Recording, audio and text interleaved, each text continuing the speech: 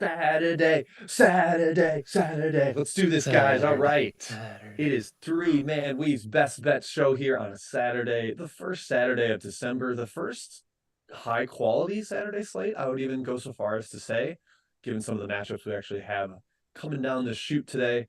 I'm Jim Root, your host, joined by Kai McKeon, Matthew Cox. Matt is down in Florida at a wedding and forgot his spinny hat. Matt, defend yourself. No, they confiscated it at TSA, Jim. They took that and my mic. Obviously you can see how those propeller blades would be dangerous, so I understand why they took those away. But yeah, so I'm going. I feel naked right now. I don't feel like I'm in theme. So you're like the cool guy who goes to the Halloween party and dress up. Like you feel like the weird guy. Yeah, that's I don't. I'm a little bit ruffled right now. To be honest, You ruffled. do look naked, and you made the poor choice to switch your spinny hat to metal blades. And yeah, that's why it got Yeah, confiscated. that's That right. was unnecessary. Kai, any takeaways for you from last night? We saw a couple near upsets and one big time upset with Purdue going down. And what jumped out to you from last night's hoops? Well, Northwestern, I guess they're pretty good still. Credit to Chris Collins. He gets a lot of guff, but not many guys could do what he's done at that program. It's been a horrible program for years and years, and two straight seasons he's pulled off a big upset against Purdue. So good job to him. The sky is not falling. Purdue fans, do not worry. This happened last year. You're good. You got a 1 seed. And then Kansas would be number one in the country if they had more than four guys. I'm convinced of it. It's amazing that Bill Self basically played six players. Timberlake played 2 minutes, as did Parker Brown. Wild how lacking in depth Kansas is, Matthew. Yeah, my guy Marco Jackson. He was just okay for a while. I didn't watch a ton, I'll be honest, but he was just okay. I continue to shower him with hype potential. Yeah, I mean Northwestern. My guess they have the kryptonite formula to beat Purdue, Jimbo. But generally, I think my Hoosiers getting off the mat, beating another kind of battered and not that good Maryland team. We'll take it first place in the Big Ten, if only for a day, because that's probably how long it'll last realistically. So we'll see. Ugly game though. Yeah. Yeah, very ugly. I think the chat's saying we've got Matt and I have some audio question marks. We're working on it. This again, we have no producer. We are flying by the seats of our pants here trying to make this all work. We need direct feedback. Explicit feedback would be Jim great. looks better Give us here. instructions. I think Jim's in the zone now. Am I There's out of the audio, zone? Kai. They're talking about audio for me. Oh yeah, Matt's just sounds weird. I'm not sure why. Jim sounds good to me, but I don't know what the Because people have to disconnect go is. Did you guys see what Boo Booey said after the game? He said it was a battle between the two best players in the country, himself and Zach Edey. And Zach Edey. Wow. Interesting swagger. He had 31 points, 9 assists, and no turnovers. So yeah, Okay. I mean, respect to him. Maryland, their offense is just complete disaster zone. That I tweeted, but they made Indiana look like sharpshooters, and that's really, really hard to do. Maryland's the worst shooting power conference team in the country to me, and yeah, Kansas is just fine. But do we need to worry about UConn? That's the big question now. Is that a thing? I'm sure it probably is. Whatever. Okay, let's get into today's slate because it actually is very inviting. We don't have to spend our time on takeaways. We're starting with a rivalry in my home state, Marquette, headed on the road to Wisconsin. Matthew, last year, Marquette was awesome, a 2 seed in the NCAA tournament. Wisconsin did not make the NCAA tournament, and yet Wisconsin won at Marquette. Certainly going to be a revenge on the mind of the Golden Eagles. A lot of continuity on that squad back from last year. What are you seeing in this matchup? Marquette, a narrow favorite, about 2.5 is what I'm seeing in the market. I'm changing my mic settings, so test 1, 2 here. Let me know, chat, how I sound. Worse. Worse. Okay, going back to the old robot. How about this? Better. Robot still. Sounds better to me. I don't know. Okay, we'll stick with this. Jim, I dove in. I got some inside intel from Nick Engel, our resident Marquette expert, to get a pulse on kind of the feeling here.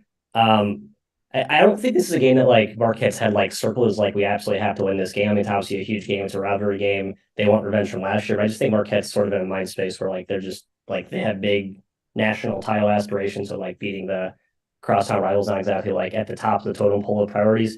I think the better team. I mean, this isn't a great matchup. I think the way Wisconsin defends maybe takes away their ability to spread people out because they kind of pack it in a little more and they can defend the rim with their bigs. But I think Marquette's, this is one of those games where I think they make outside shots. They try and stretch Wisconsin out more than they usually do, Kai. And they prevail. Market's hit this up pretty quickly, though. So I think the market kind of sees some of the same Marquette affinity that I have. Yeah, should be an awesome game. Wisconsin. So I think, man, I watched this game or I went to it last year. I went to so many games last season, I can't remember. But Wisconsin beat Marquette last year in Pfizer, really handled them the whole way. I think Marquette had a lead at the very beginning, and then Wisconsin kind of took it the rest of the way. I think it went to overtime, but still, Wisconsin was in control. I'm still in on this Badgers team in general this season, but Marquette has looked scary good. It's really hard to watch them play and then fade them because they're too Yeah, I dynamic. agree. They're too quick in the backcourt. They have so much speed and length to throw it. For instance, Chucky Hepburn, who's had a pretty good year for Wisconsin, but a guy that certainly hasn't faced a backcourt like Marquette's. Can the Badgers keep this game in the half court? They did it last year. They could execute enough maybe to keep this one in striking distance. Obviously, their home court is a factor. I kind of lean towards the home team here, Jim. But again, not fading Marquette officially here. Yeah, it's very much like Marquette's better team. Wisconsin has like the defensive discipline to frustrate an elite Marquette offense as they did last year. Just don't know if it's going to be able to do that for 40 minutes, and I don't trust the Wisconsin offense. Even against Marquette's defense is so much more improved. Last year early, it was like, okay, this is their Achilles heel, and now it's like kind of an asset. I mean, they don't have the true rim protector, but beyond that, they're rock solid. They have incredible perimeter pressures, as you both kind of spoke to. So lean Marquette can't quite get there on the number. Thought I'd actually end up with a total play here, but it did not pop in the old gym system. So nothing for me there. Next up in the Big Ten, we talked about a couple of Big Ten matchups last night. Got another one out east in Piscataway. Illinois headed to Rutgers. The rack will always and forever be the rack. Illinois has, they played a relatively easy schedule, lost their only difficult game when they hosted Marquette.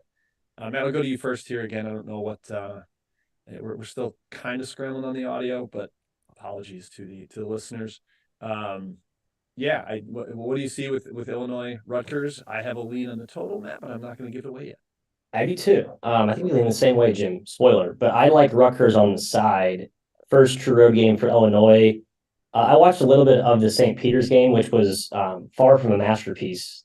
In no way aesthetically pleasing, but Rutgers games sometimes turn into rock fights. However, I see enough offensive development, especially with the way that Noah Fernandes is kind of solidifying the backcourt. Like I was never a huge Derek Simpson guy as like the main ball handler. So now they kind of have two dueling dragons, so to speak. I like that dynamic along with the bully ball they can play inside of Cliff.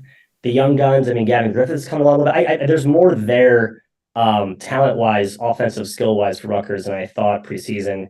That plus their defensive foundation, I think, plus the first road game for Illinois, and their offense is sort of herky jerky too at times. Like we've seen them kind of struggle to get away from teams they probably should get away from at home so far. So I'm just going to trust the Big Ten home spot here, right? I mean, Big Ten home teams were basically printing money last season, so that's where I landed, Mr. McCain. Yeah, man, Big Ten conference play. I still hate it this early in the season, but here we are. Respect the rack. That's my takeaway here. Rutgers can beat anybody at home. Illinois hasn't won here since 2018. Steve Peichel is 4-1 against Illinois at home by my count. I just kind of went back and counted myself. So check me, auditors out there in the chat. Neither teams look great. They haven't really played the toughest of schedules. I know Illinois kind of hung in with Marquette, but not the best strength of schedule so far for either squad. A lack of a true point guard, I think, really hurts Illinois here. I think Rutgers will force some turnovers, kind of make it hell on them defensively. And Jim, I think the Knights win.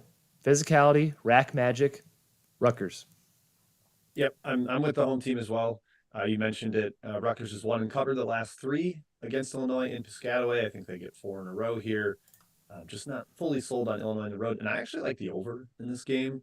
Yeah. 7 of the last 10 between the two have gone over. Now the last 2 stayed under. So if you're into more of that recent trend from last season, maybe lean that way. But I understand looking at this and just gut thinking like, oh, definitely Rutgers under game for sure. But I think there's some shot making regression due against Rutgers. No one has made jumpers against them this year. Maywat Mag is still not back, so I don't think they're at their peak defensively. And both teams kind of actually like to run sneakily. So 135.5, so it's sitting. I certainly lean towards the over, not an official like best bet or anything. But that's where I sit on this one. All right, fellas, let's take a flight to Vegas. The Legends of Basketball Classic out in the desert. First game there, Gonzaga versus USC. Kai, going to you first here. We've got two teams with not a ton of depth, especially Gonzaga really leans on their top five and then a couple of bigs off the bench. I'm a little concerned about the USC perimeter size against Gonzaga's smaller guards, particularly if they throw Kobe Johnson at Ryan Nembhard. I think that could be a real issue for the Zags. But what are you looking at here? Does anything jump out to you between these two? The Zags have certainly looked like the better team early on. Question is, can USC take away Ike? He's been terrific this season. I think better than even we expected him coming to Gonzaga. He's sort of been he's been their star player, really. He's been magnificent.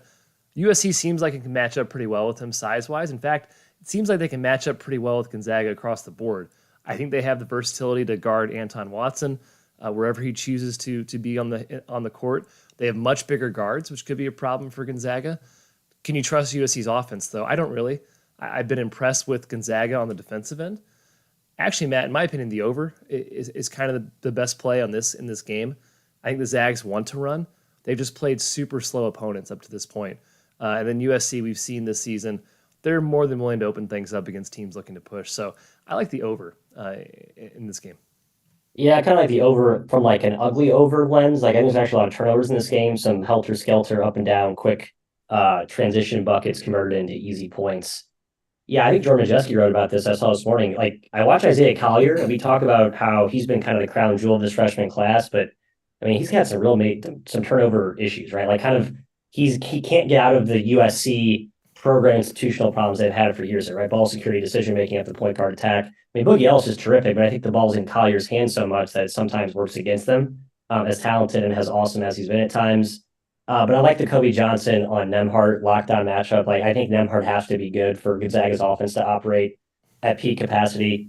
This is probably gonna stay away from me, Jim. I like Gonzaga. I'm still not fully on board and trusting them with some of the holes that I think that USC can exploit defensively. Yeah, the Gonzaga defense all the way up in the top 20 right now. I'm not totally on board with that. I do think Ike has been better than I thought, more mobile, and improvement over Timmy there. But like they don't jump out to me as elite defenders outside of Watson. They're fairly big in the front court and they have depth, so maybe that helps. But I just don't know the defense is quite as good as it's showing right now. Opponents shooting 26.5% from three against them. That doesn't seem likely to continue. So lean towards the over as well. I think this game kind of starts to pinball back and forth. Two teams that are willing to run, and then sidewise, man, I just trust Mark Few more. I don't think USC is quite there yet. I hadn't totally figured it out, so a lean towards the zigzags on the side. The nightcap out there, Washington versus Colorado State. No, sorry, this is actually the appetizer. The first game, Colorado State looking for another win over a Pac-12 team, having just knocked off in-state rival Colorado. Man, this team is a juggernaut. They're now the highest-ranked squad on KenPom in the Mountain West.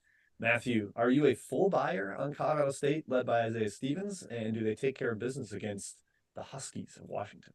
Yeah, I wasn't until their depth hasn't like they have guys off the bench that I was like, are they gonna produce this year? And they have. I mean, they were down Patrick Cartier last game, got hurt 2 games ago, I believe, like right in the first minute of the Creighton game. Didn't matter. They beat Creighton by 20.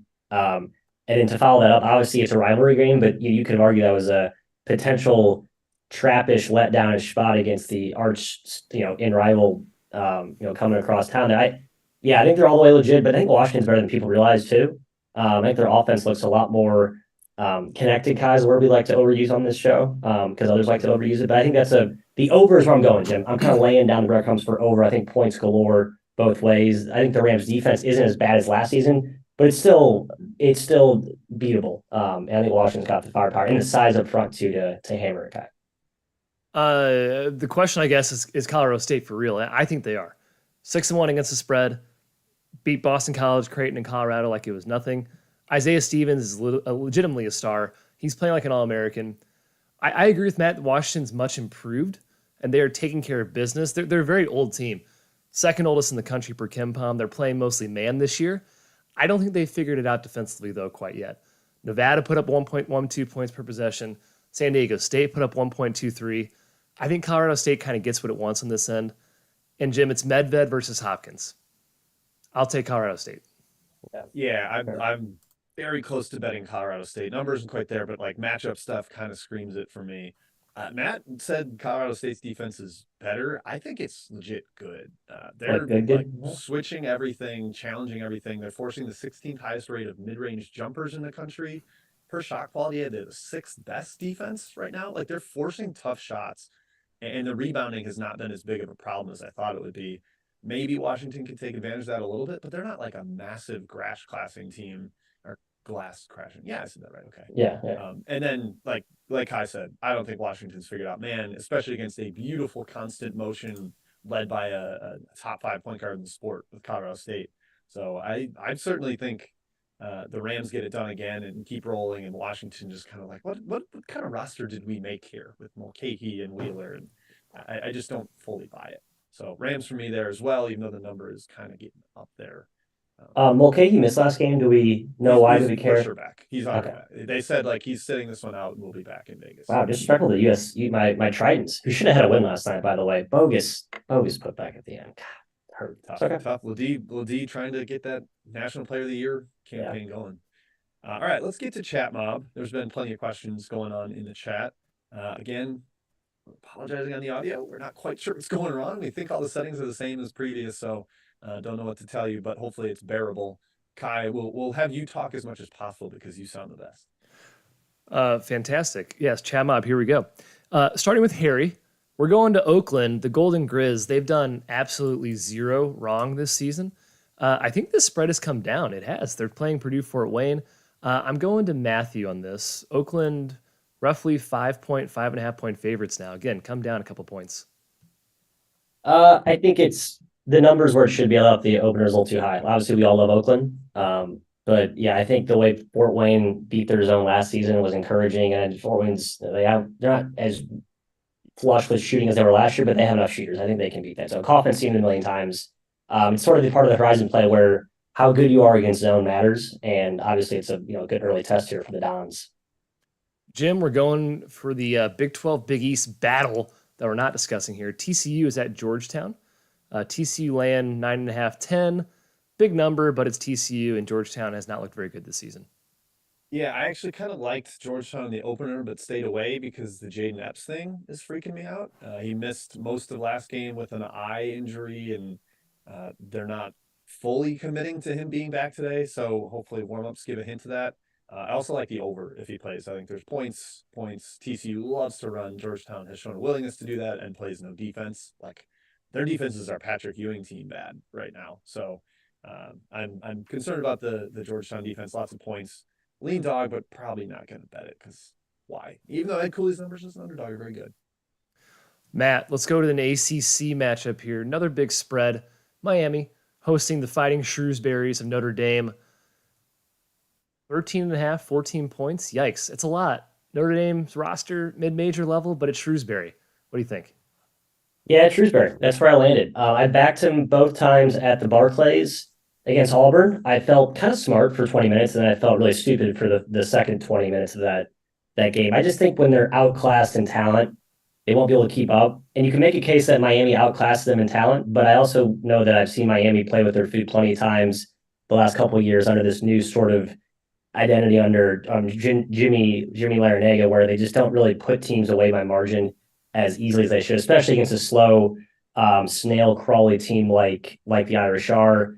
I think Shrews keeps us close. I don't think this team's as talent devoid as they look on paper either. So I think this is a close game. I'm on the Irish, Jimmy. Let's go to the other ACC game. Scott, nice question. We're going to hit it from Steph wants to know as well. Syracuse and Virginia. Jimmy, 11-point spread here in favor of the Hoos. What do you think? Feels a little high for a super high or a super low total game, excuse me. And Syracuse has guys that can actually score one-on-one. But you put Beekman on Mintz, and maybe that kind of takes him away. Ryan Dunn might be like the best interior defender in the country or most versatile defender. He's top 20 in the country in block rate and steal rate. He gets to everything. So I had a slight lean towards Syracuse here, but man, back in Mr. Autry against Tony Bennett and the defense that Virginia has really started to figure out back in the top 10 at KenPom where they traditionally sit. I can't fully recommend that. Matt, going back to you, Arizona Colgate over is actually the question. I know you kind of have an Ooh, opinion on the side. What do you think about the over? you got bet up 4 points. I see it now 154. That does feel a bit low. As I was saying behind closed doors yesterday, I was lobbying for Arizona, who I did lay. It sounds like a big number, but Arizona's taken teams of similar caliber, in my opinion, and would show them fast. The over sounds really good, though. I can see some Matador defense maybe second half for Arizona. They get a big lead. Colgate can certainly make shots, manufacture points. I like the over. I'm actually at it. I appreciate the question. This is good. Little I bet two-way. the over at closer to the opener. Not as Sharp. sold on the value now, but it's Arizona, so why not? All right, Jim, back to you. Another ACC question. We are biased against them, including in the rundown, but they're all out big spreads. Florida State at North Carolina, 12 and a half pretty much across the board. Your thoughts? I think it's too high. FSU was up 17 before a late collapse against Georgia. Obviously concerning, but now conference opener. I think they rally the troops here, stay inside double digits against UNC, who has looked good, but I don't think Harrison Ingram's a 50% three-point shooter. And other teams of lesser caliber than Florida State have hung around at the Dean Dome. So I think FSU can kind of stick and make that one competitive. Matthew, Philly 5, Drexel, Villanova, the fifth place game of the Philly I know. 5. Villanova laying 10 and a half. Your thoughts? Was dying to bet Villanova here because I just think it's like an obvious bounce back spot with the loss to St. Joe's. And I don't like Drexel, but I do feel like Drexel will randomly play like their talent says they should in this game and keep it competitive. Yeah, I thought 13 was way too high of an opener, so we went down to 11. Something's a little too high for me, so I stayed away. All right, last one before we go back to the rundown. Jim, Tennessee Martin is going to McNeese. McNeese looking like a juggernaut, top 100 in Kim Pom, laying 9.5 all the way up to 10.5. I see across the little books here. Your thoughts? Yeah, I mean, I feel like McNeese is going to be an incredible underdog this year Yep. because of how they slow the game down. They've got a singular star in Shahade Wells, but not a lot of depth. I'm not sure I'm in love with them as a bigger favorite, but they're going to be a favorite a lot in the Southland, so better get used to it. Better start to figure it out now. No bet for me there, Kai. I haven't fully figured out this version of UT Martin yet. All right, I got the rest holstered from the chat. Jim, back to you. All righty, let's do it. Let's get back to the rundown. That means Michigan at Oregon, headed west. The Wolverines have been a bit of a travel fiend already this year, having been down in Atlantis, now out to Oregon. Matthew, Jesse Zarzuela is out for Oregon, which means it's Oh, Shellstead time. I think he's going to really emerge into Oregon's best guard. Maybe it happens today. Maybe it's continuing to happen over the next couple games. I like Michigan here on the road, quite honestly. Where do you lean? I kind of did too, but it feels like home court's something to be respected in this case, and the pit's obviously a tough place to play. A weird-ish travel, you could argue, for Michigan. I like the over. Yeah, Shellstead running the show there. They are pretty thin up front, and I think this looks like a more kind of sporadic, spazzy type of Oregon team with all the guards that they're deploying without a healthy front line. So that was kind of my main lane. We obviously Michigan run up and down with some teams. St. John's was a track meet, so I think this game plays similarly. You get a good pace, and I think there's efficiency here, Kai. Buoyed by Mr. Shellstead, our boy. Yeah, Oregon hasn't covered a game, I don't think, since Biddle joined Dante on the injury report. But they've been competitive, and the offense can still go, as we saw against Alabama. They just lack a lot of size right now, and against Michigan, I think that's a problem. I think Terrace Reed and Kamwa have success in this game. Both Alabama and Santa Clara took advantage of the offensive glass in those two games. Oregon's stats right now are frankly a little bit inflated from the early contests. They did not rebound the ball well against either of those teams. So I think the Wolverines will have success there too. Jim, my one hesitancy here, I'm on Michigan in this game, full disclosure, but the Juwan Howard thing is strange. It's beyond bizarre that he's on the bench as an assistant coach right now. I don't understand. It didn't go well against Texas Tech. Hopefully, it's not a sign that it affects them going forward. But as it stands, Michigan is more talented, bigger, stronger, with Dante and Biddle out of the game. Yeah, Michigan started the year as a complete supernova. In the first three games, everybody's like, whoa, they're unbelievable. And they lose at home to Long Beach. Three kind of not great efforts down in Atlantis. So maybe they're kind of getting back closer to where people thought they were preseason or generally was considered. I still believe him though, and I think Kai's onto something there I think Michigan dominates the paint. Like there are real issues for Oregon there if they're going to be playing Mohamed Diawara as their primary big man and Jadrian Tracy. Like that's just not enough against this Michigan front line, and I think they can kind of neutralize the guard play. Interesting total note: it's been bet down like 3 or 4 points, and it's now 6 points below KenPom. So people are maybe expecting a slowdown or regression. That doesn't make sense to me given the current alignment of Oregon, but I did not bet the over. All right, next up, Memphis at Mississippi. Ole Miss. They definitely get Musa Cisse eligible today. That has been officially reported. There's some whispers about maybe Brandon Murray could get approved too. Not officially out there. We don't know if that's actually going to happen. But Memphis has got their full contingent, Matthew, and they're a little bit erratic just in terms of outcomes and focus, but they should be locked in for this one. They do have a ton of athleticism and a ton of different scoring options. So what do you see here? Yeah, I was going to take Mississippi to back Landshark at home. I just feel like this team is actually undervalued because they played a bunch of crappy games against bad teams. Like they dropped like 125th in KenPom. And then they played well at Temple, right? I know they kind of almost gave it away. Probably should have won that game, honestly. But they were up big at half or up with, I think 8 or something. And they won handily at home against NC State. Not say NC State's the 96 Bulls, but impressive. But I think the better points are handicapped is Memphis is treating this non-con like the Super Bowl. I think Hardaway said that all off. Like they have to rack up some big wins. I think they came a little bit short there at Atlanta's. I think they really go all in this game, and I actually trust them to get it done at Ole Miss. So I do lean. Musa Cisse revenge. I'm not. I can see Musa drawing up some secret plays on the whiteboard for the boys guy, even if he's not actually out there today. But Cisse is a game changer defensively. I just don't know how much you're going to get from him, if anything, this game. Yeah. Love that Penny is complaining to the media again about not being respected.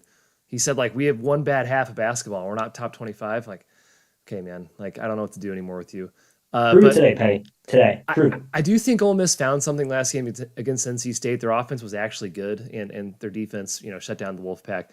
We thought this team would be good preseason. So I think there's reason to believe it continues.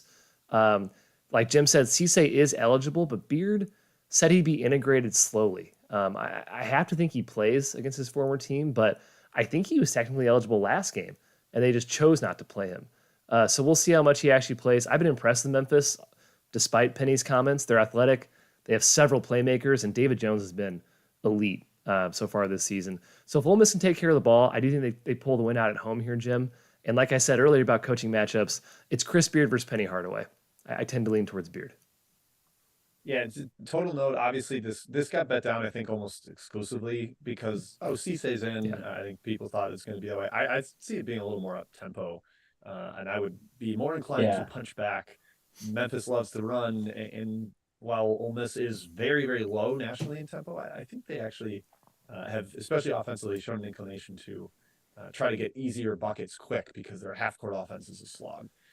So I could see this getting a little more track meet-ish than the 68 possession projection on KenPom indicates. I agree. Yep.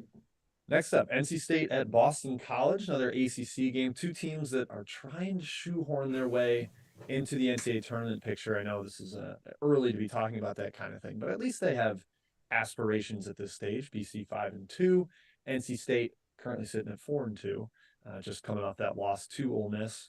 Kai, I'll go to you first on this one. Quentin Post versus DJ Burns. It's kind of an awesome interior battle. Any thoughts on this one, Mr. McEwen? What is BC? I suppose they're ordinary. They're healthy this season. They've avoided barely avoided the annual losses to low majors.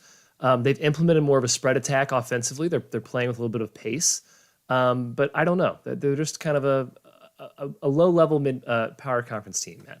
But the jury's still out at NC State. They've lost both their games to the big boys they've played. Matchup wise, I think Quentin Post is a pretty good deterrent for DJ Burns. On the other end, I'm not sure Burns really sticks with him when he pulls him out to the perimeter. NC State's guards, I still don't trust. Taylor, Horn, even Morcell. I'm not really on board with all three of them consistently. And BC does have a ton back this year. They seem to be gelling. I tend to lean their way here. I think they can get it done. Yeah, I was going the other way a little bit. Like, I like BC. I mean, Post is my boy. He's a poster child for the My Guys group that I'm basically showering with praise with. But, feels like a better spot. Extra day to prep after BC beat Vandy on Wednesday, Jim. I have nothing profound matchup-wise. Market seems to like BC more than NC State, but up to weight. Was it -2 basically right now? So, I don't know. kind of torn. Stay away.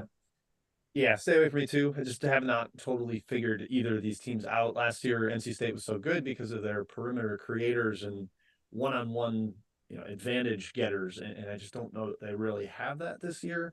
So they got to play a lot through Burns, and BC at least has one body to go at him. Just got to avoid post-foul trouble. That would be an issue for Boston College if he has to sit any extended minutes.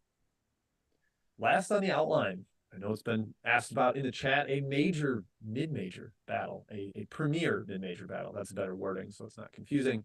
Indiana State at Bradley. Bradley starting off surprisingly 0-1 in the MVC, losing at the House of Horrors that is Murray State. And Indiana State has been just a complete monstrosity so far this year. Didn't have Ryan Conwell last game, didn't matter, just smoked in their first MVC game. So, Matthew, we do have an 0-1 team at home against a 1-0 team. Are you riding any sort of trend there in the Valley? I know Brandon Gilman in the chat thinks Bradley's a great bet today. Do you agree?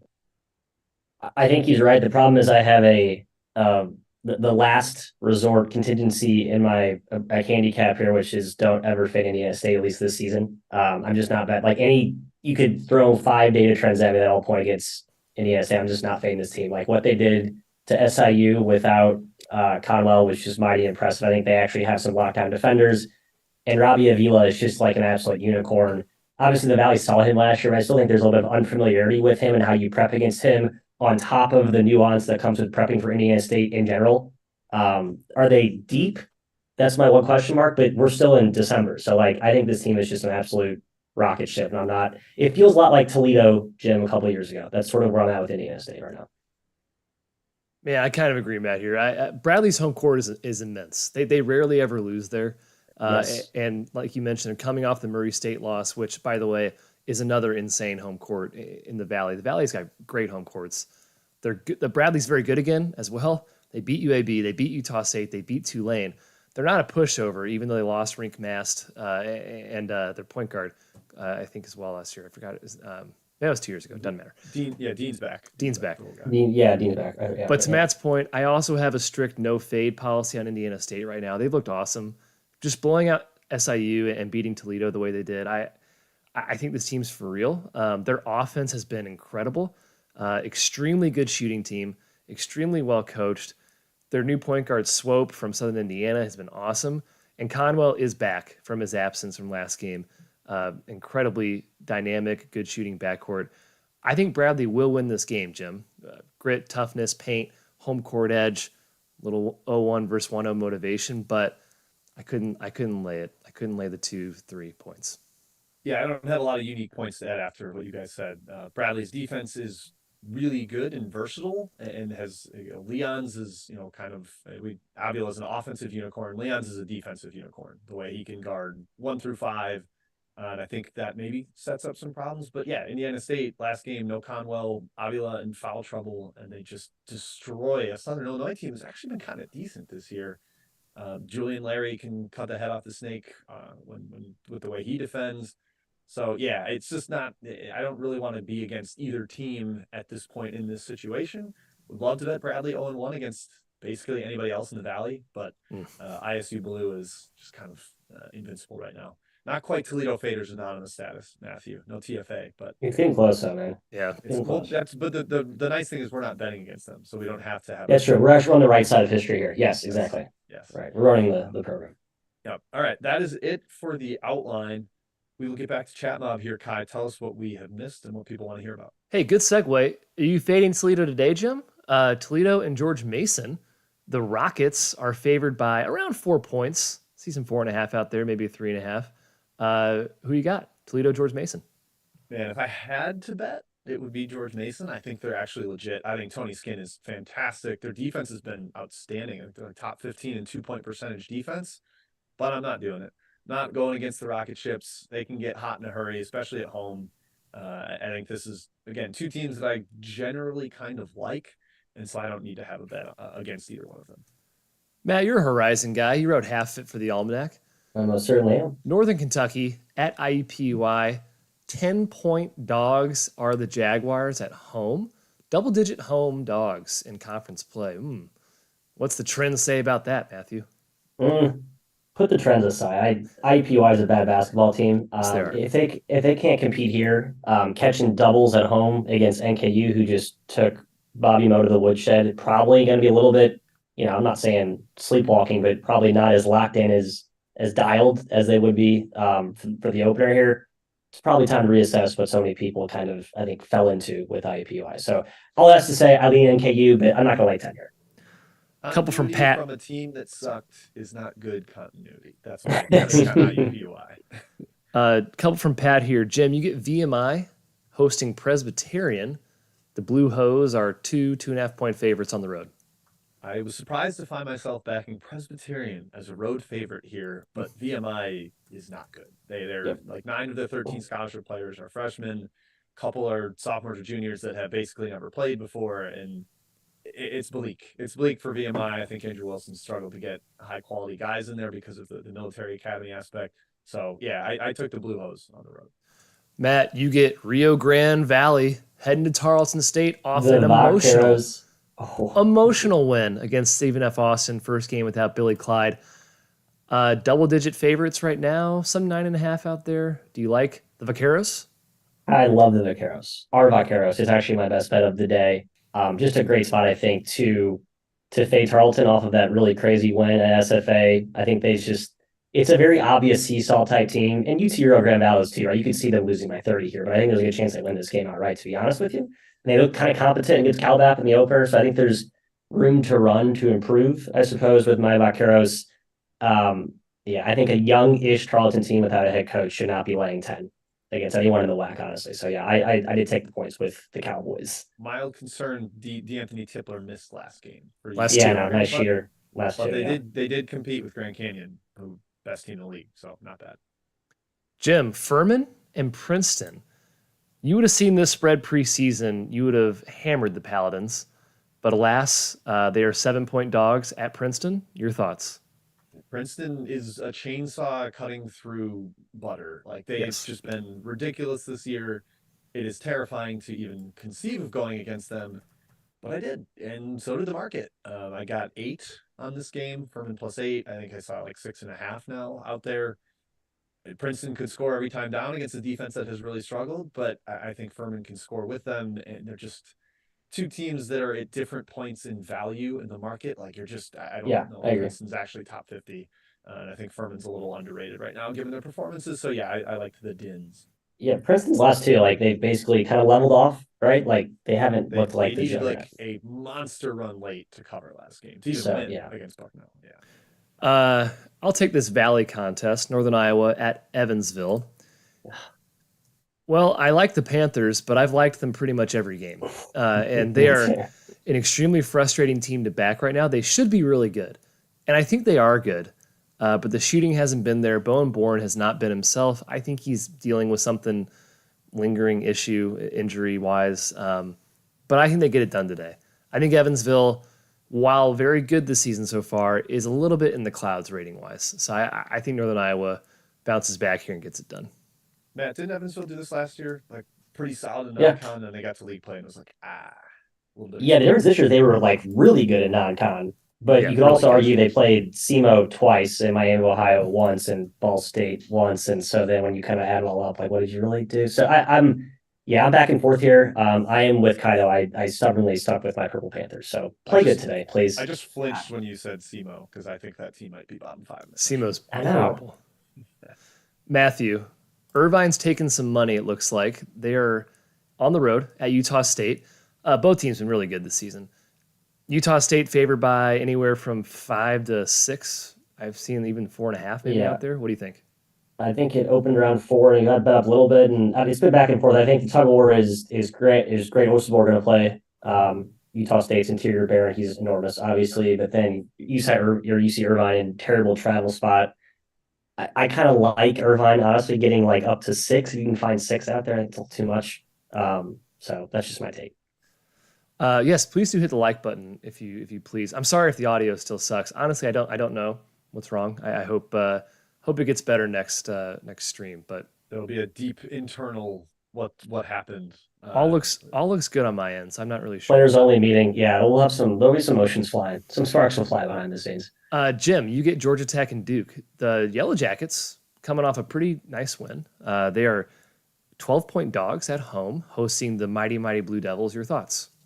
I don't want to lay double digits with this Duke team on the road right now. That is my biggest takeaway from this. I did not have the stones to back Georgia Tech because I do think that that effort might be in there for Duke against a team who doesn't really make it that difficult defensively. I did bet the over in this game. I think there's going to be a lot of points. Duke is slowly starting to learn and should be learning that they need to run. It's better for them that way. And Georgia Tech is willing to do that and will run with them. So I think there's points. I faded Duke. I'm out on Duke. Shares are gone. Sold.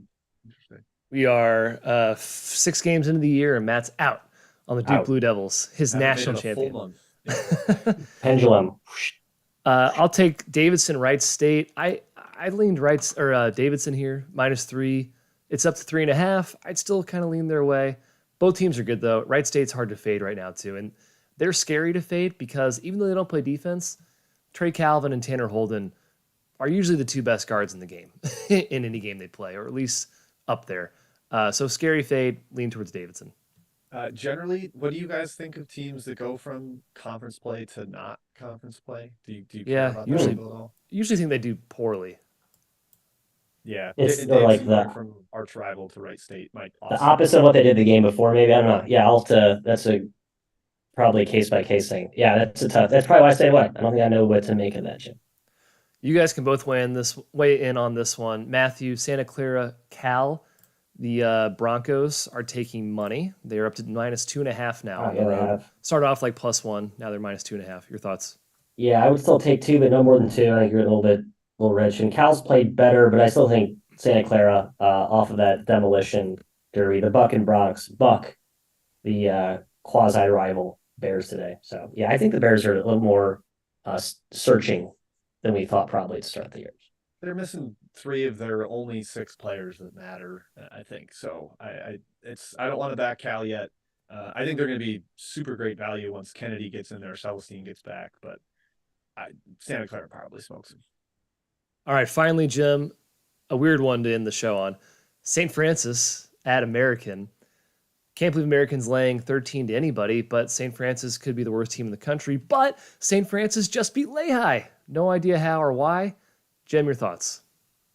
My American, no rating has gone like my preseason. I tanked them, and then I've got them like back up where I had them. Yeah. Because they were awful to start. Now they actually look pretty competent. I would lean their way, but I don't know if I want to lay the double digits with them. Their interior defense is kind of soft. And yeah, St. Francis showed signs of life last game. So that one was a sit out. Jim, my American rating is Ask Jim, but you haven't offered me any sort of stability there, so I just haven't even looked at their games. They haven't until offered you any have a stability. conclusion, that I'll go stay away. Wait, at the buzzer from Kelly, St. Joe's Temple. I love this St. Joe's team, but boy, careful laying points with them, man. Yeah, as soon as it's you an think, obvious fade today. as soon as you Obvious think fade. they're back, they will 180. I stayed fully away. They're laying 5 against Temple. I don't think Temple's good, by the way, but hard to trust St. Joe's as a favorite. Matt. I lean Temple too. And I was against. I had I had LaSalle against Temple, so I'm still a little bit hurt. I'm railing over that game. I think they beat Joe's today. Yeah, I took Temple. St. Joe's is fade them when they're feeling good, and they're feeling good right now. Wow, great reference from Buffalo in the chat. Jim sounding like Zordon from Power Rangers. Fantastic. Gosh, Maybe it's a good thing. that show was awesome back in the day. Okay, best bets time. I don't think we've said any. Maybe Matt hinted at his. Matt, your best bet is? Round them up, the Vaqueros. Get it done. I think they went outright actually today, but I will take the doubles 10.5. with the spread. 10.5 against the Texans, the Clydeless Texans today. Yep. Jim, I'm going to you because I really haven't Get well, decided Billy. yet. Okay, I'm checking numbers on a couple totals right now to make sure I give what I want to give. It's gone up a little bit, but I'll go Lehigh UMBC over. UMBC has been a monster over team playing at the fastest offensive pace in the entire country. They even got Coppin State to play a track meet last game, and Coppin State is kind of broken and just sits in the half court. But yeah, this one's at 163.5. I took it at 161.5. Still would take it 163.5. That's the official show number. And Lehigh's got all kinds of guards. I think they're going to be happy to play a defense that isn't very good. So yeah, a lot of points, a lot of possessions, over. I'll go Rutgers. minus 1.5 right now. Rockies. Yeah. Little Jersey 1.5 Mike's. here at the rack, taking out Illinois, Big Ten home, yada, yada, yada. That does it. Okay. I love the yada, yada, yada. Hey, thanks again for joining us, guys. Please do subscribe to the channel. Yes. If we get enough subscribers, it really helps us bring back this show full time. We're looking for sponsorship. We're talking to a few folks, hoping we can make something happen. Till then, as many subscribers as possible, as many likes as possible, and we will look into the audio issue. So apologize for that. But good luck in your bets. Enjoy basketball today. We're back with a live podcast on Wednesday, 1 o'clock.